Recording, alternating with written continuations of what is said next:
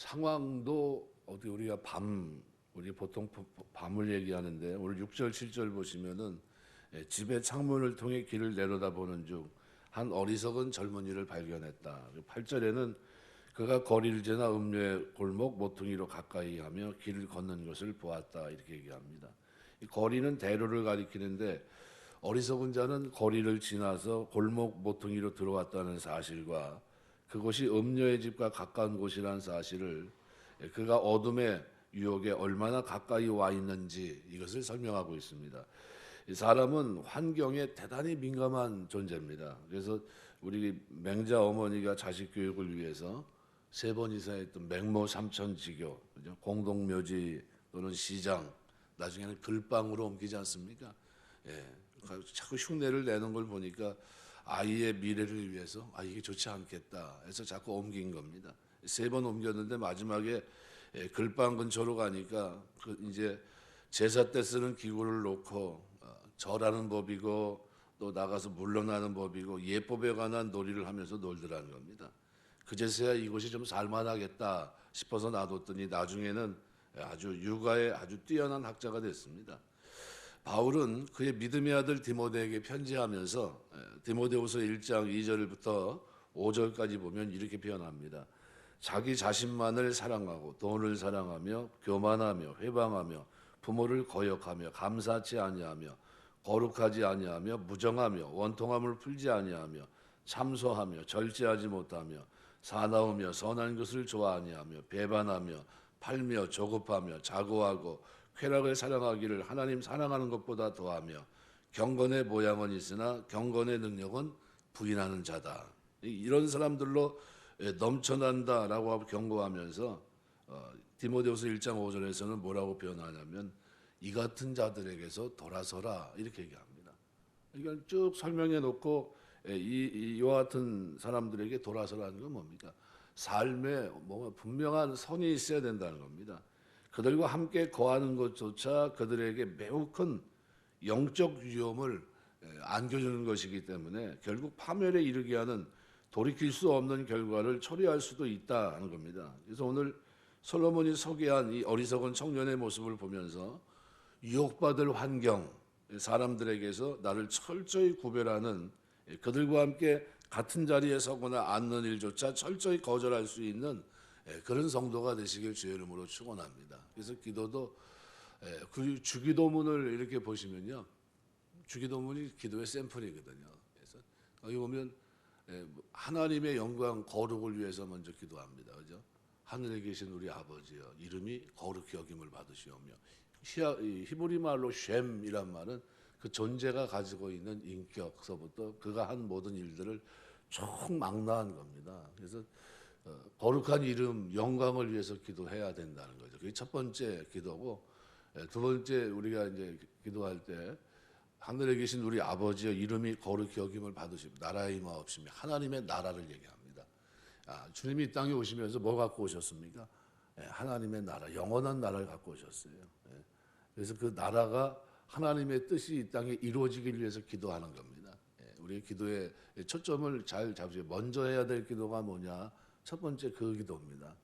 그 다음에 그걸로 그러면 그 기도는 끝났냐? 아니에요. 하나님 우리가 구하기 전에 있어야 할 것을 아시지만 그러나 하나님 우리가 구하기를 원하십니다. 그래서 그 구하는 게 뭐냐면 일용할 양식이에요.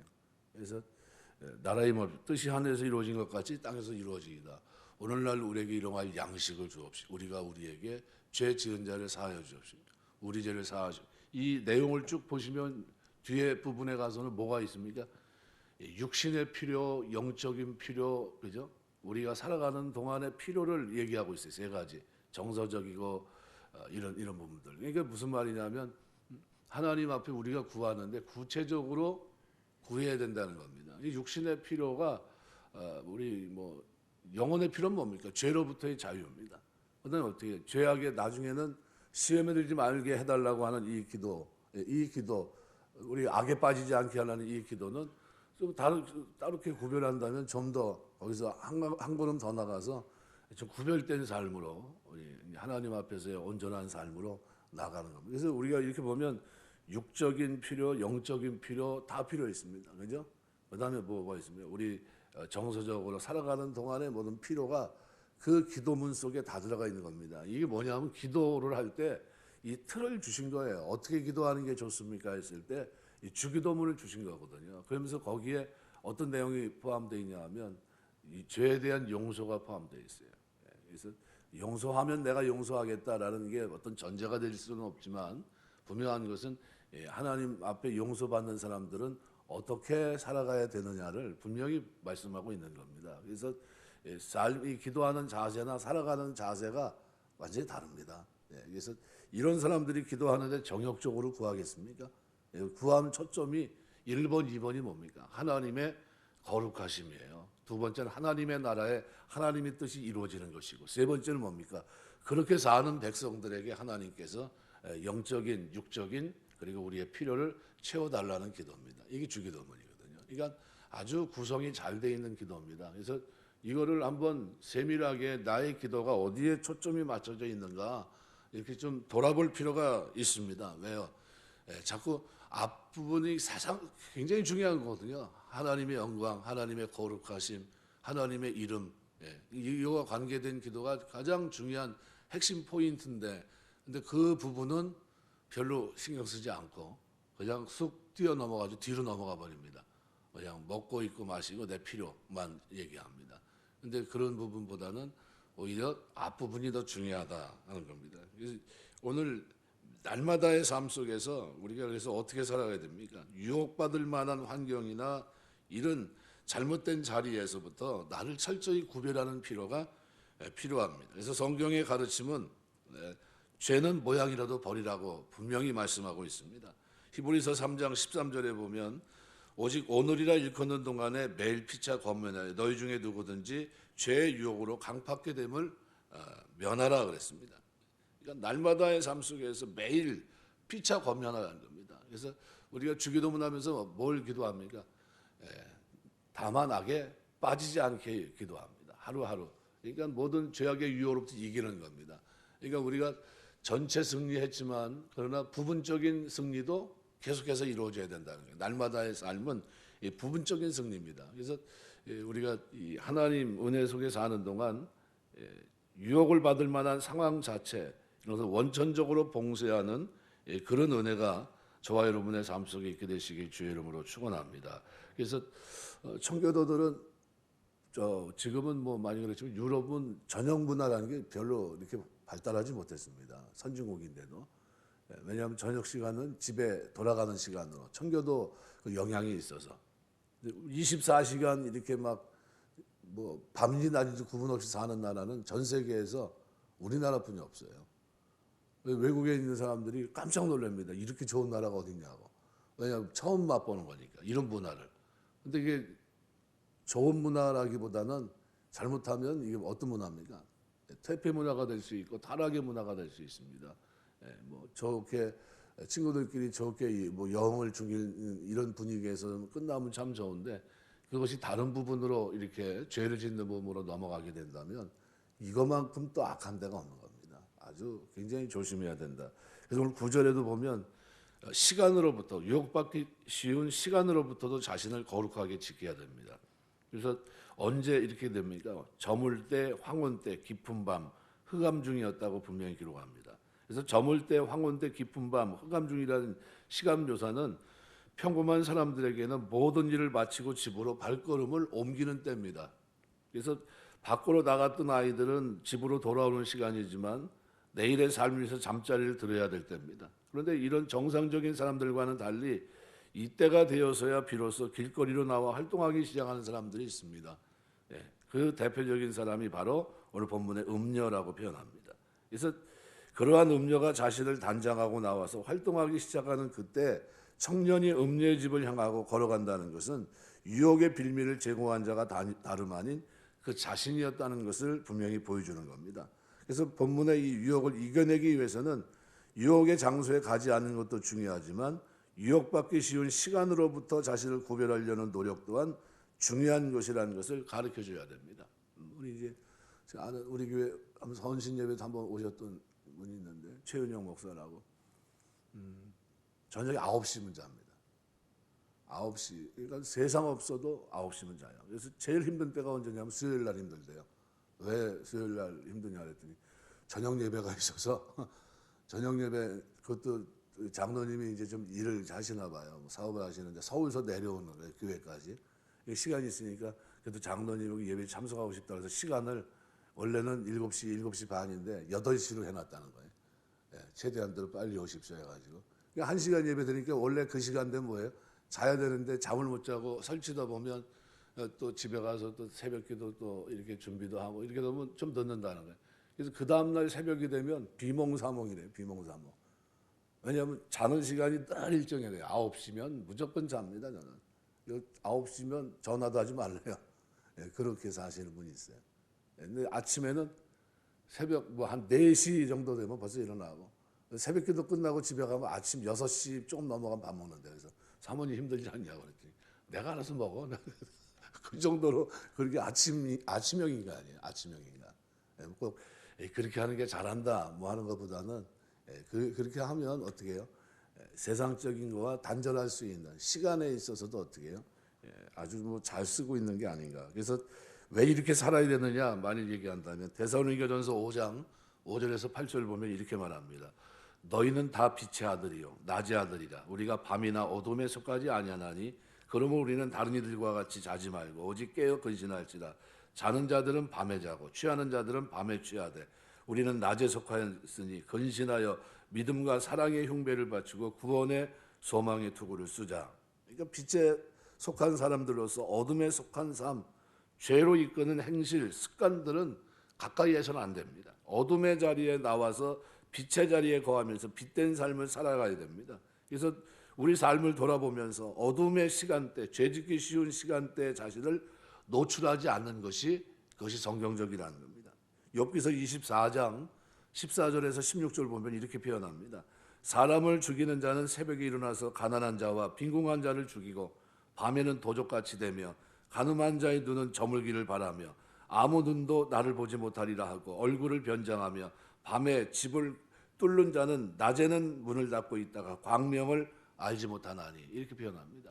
그러니까 굉장히 낮과 밤이 활동 영역이 그 살아가는 삶의 태도가 다 다릅니다. 그래서 로마서 13장 12절 13절에서 사도 바울은 이렇게 말합니다. 밤이 깊고 낮이 가까웠으니 그러므로 우리가 어둠의 일을 벗고 빛의 갑옷을 입자. 낮에와 같이 단정히 행하고 방탕과 술 취하지 말며 음란과 호색하지 말며 쟁투와 시기하지 말고 이렇게 표현합니다. 그러니까 낮에 속한 사람들이 살아가는 것과 밤에 속한 사람들이 살아가는 삶의 아주 질이 완전히 틀립니다. 그래서 시간도 구별할 필요가 있다. 오늘 11절 12절에서는 또 이렇게 표현합니다. 11절 12절 이 여인은 떠들며 완악하며 그의 발이 집에 머물지 않으며 어떤 때는 거리 어떤 때는 광장 또 모퉁이 받아 서서 사람을 기다리는 자다. 10절에서 언급한 강교한 계집에 대한 얘기입니다. 떠들며 완악하며 또 모퉁이 서서 사람을 기다리는 자다.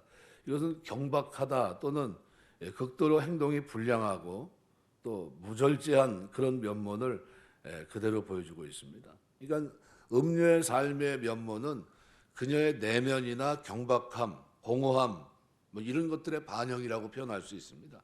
그러니까 이 여인의 모습은 오늘날 이 시대의 모습을 그대로 대변해 줍니다. 이게 벌써 몇천 년 전에 쓰여진 건데 지금 이 시대가 이렇게 비교해 봤을 때 다르지 않아요. 똑같습니다. 너무나 많은 사람들이 마음의 이 공허함을 채우지 못해서 방황하고 무기력한 모습으로 살아갑니다. 이 마음의 공허함을 채우고자 육체적 쾌락을 추구하고 물질 또는 권력을 손에 쥐고자 몸부림칩니다. 그러나 그 모든 것을 얻고 손에 쥔다 해도 사람들은 그 내면의 공허함을 해결할 수 없습니다. 그들의 인생의 만족과 행복을 얻기 위해서 아무리 힘쓰고 애쓴다 할지라도 그 몸부림이 그만큼 더 큰 좌절과 실망을 맛볼 수밖에 없습니다. 그래서 요한복음 4장 수가성 여인 예수님을 만났을 때 예수님이 그에게 그가 가지고 있던 목마름, 갈증에 빠져서 거기서 그 범죄에서 벗어나지 못하는 여인에게 요한복음 4장 14절은 이렇게 말합니다. 내가 주는 물을 먹는 자는 영원히 목마르지 아니하리니 나의 주는 물은 그 속에서 영생하도록 솟아나는 샘물이 되리라. 그러니까 이 말씀을 통해서 예수님 당신을 통해서만 인생의 참된 의미와 기쁨, 만족을 누릴 수 있다는 것을 분명히 말씀합니다. 그래서 명절 끝날 곧 큰 날에 예루살렘 오는 무리를 향해서 요한복음 7장 37절 38절에 보면 예수님이 이렇게 선포합니다. 누구든지 목마르거든 내게로 와서 마시라. 나를 믿는 자는 성경의 이름과 같이 그 배에서 생수의 강이 흘러나리라. 뭘 얘기합니까? 성령의 은혜를 얘기합니다. 그래서 예수님 스스로 우리의 갈급함을 채우시고 인생의 공허함을 해결할 수 있는 유일한 분이라는 사실을 분명히 말씀합니다. 그래서 인생의 진정한 의미는 오직 예수님을 통해서만입니다. 예수님을 통해서만 참 만족이 있습니다. 그분이 없는 인생은 모두가 공허하고 헛될 뿐입니다. 왜요? 그 배에서 생수의 강이 차고 넘치기까지는 많은 사람들이 그릇된 삶 속에서 헤어나오지 못할 확률이 대단히 높습니다. 아무리 많은 것을 가지고 있다 할지라도, 아무리 매력적으로 보이는 것들을 지니고 있다 할지라도, 많은 쾌락을 누린다 할지라도 인생의 공허와 허무는 그리스도 외에서는 어떻게 채울 방법이 전혀 없습니다. 영원토록 마르지 않는 생수이신 그리스도를 믿고 그를 마음에 모신 자, 그를 영접한 사람들만이 인생의 참된 의미를 깨달을 수 있습니다.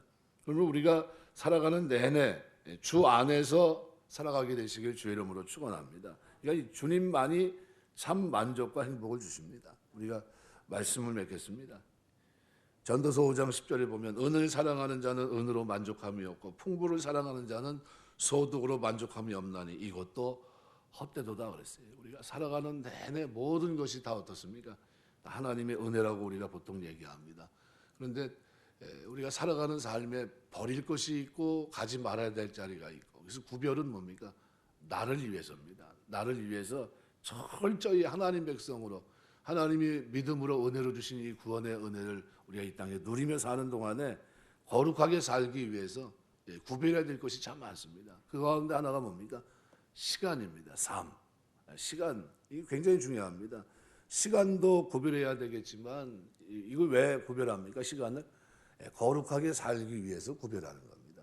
왜냐하면 그것이 필요하겠다 싶으면 그렇게 하는 겁니다. 그래서 유혹받기 쉬운 시간으로부터 자신을 철저히 구별하고 격리할 때, 우리가 원천 봉쇄할 때 내가 어떤 사람들과 교제의 틀을 갖느냐, 이거에 따라서 인생이 달라집니다.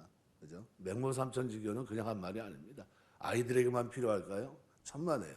어른들에게도 마찬가지입니다. 유유상종이에요. 끝까지 누구와 함께 하느냐에 따라서 사람은 확 달라집니다. 그 사람들, 그 성격의 사람들, 그런 부류의 사람들과 어울리면 나도 그렇게 휩쓸립니다. 그래서 어떤 부류가 되느냐는 것이 대단히 중요한데, 우리는 다 누굽니까? 예수 그리스도 안에는 빛의 자녀들이에요. 그렇다면 어떻게 해요? 낮에 거하는 것이고 그 삶이 어떻게 해요? 깨끗함이 있습니다. 진실함이 있고 거룩함이 있고 경건함이 있어요. 오직 그리스도만 주시는 참 평안과 기쁨, 행복이 우리에게 있습니다. 그래서 이것이 나에게 즐거움이 되지 않는다면 이 세상에서 나의 공허함, 그죠? 내가 가지고 있는 갈증을 해결할 방법은 전혀 없습니다. 감사한 것은 우리가 그리스도를 만남으로 우리에게 하나님께서 참 만족과 행복을 허락해 주셨다는 사실입니다. 우리가 날마다 살아가는 동안 그 하나님과의 교제 속에서 참으로 기쁘게 살 수 있는, 내가 이것이 아주 지루한 삶이 아니라 진짜 즐거운 삶이다. 나의 영혼의 주가 되신 그분이 나의 모든 필요를 채워주시는데 어떻게 해요? 날마다 주기도문 속에 기록되어 있는 기도문을 가지고 우리가 살아갑니다. 그죠? 하나님의 영광 거룩하심을 위해, 그 이름을 위해서, 하나님 나라 이 땅에 이루어지길 위해서, 그죠? 그의 뜻이 이 땅에 성취되길 위해서, 그리고 그렇게 사는 나에게 어떻게 육적인 필요, 영적인 필요, 그죠? 내적인 모든 필요를 채워주시는 그 하나님의 도움을 구하면서 우리가 그 하나님의 영광을 위해 사는 겁니다. 그 삶 속에 날마다 하나님의 은혜가 여러분의 기도문 속에, 그리고 살아가는 삶 속에 있게 되시길 주의 이름으로 축원합니다. 기도하겠습니다.